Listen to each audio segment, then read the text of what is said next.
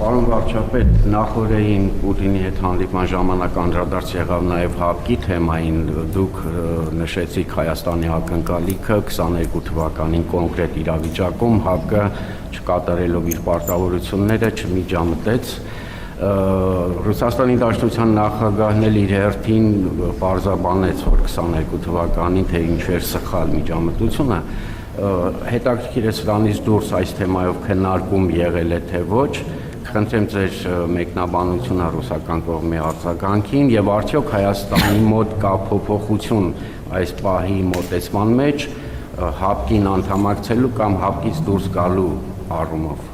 Գիտեք, իհարկե մենք իմիջիայլոց ասեմ, այս թեման առաջի անգամ չի, որ մենք քննարկում ենք, նախկինում էլ ենք քննարկել,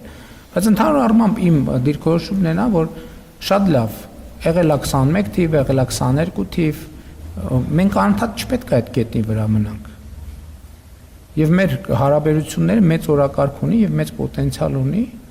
եւ մենք պետք է առաջ նայենք, որովհետեւ այո, ամեն մեկը ունի իր ճշմարտությունը այդ հարցերի վերաբերյալ։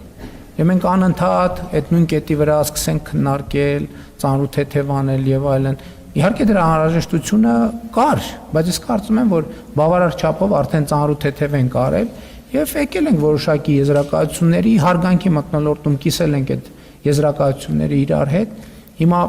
դա իհարկե շարունակեցինք քննարկումը, բայց իմ եզրակացությունն ու առաջարկներն էր, որ եթե հնարավոր լինի, լավ կլինի, որ մենք բավարար չափով քննարկված համարենք թեման եւ անցնենք մեր օրակարգի մյուս թեմաների քննարկմանը եւ այդպես, այսինքն անդադ հետ նայելու այդ ռեժիմում չլինենք։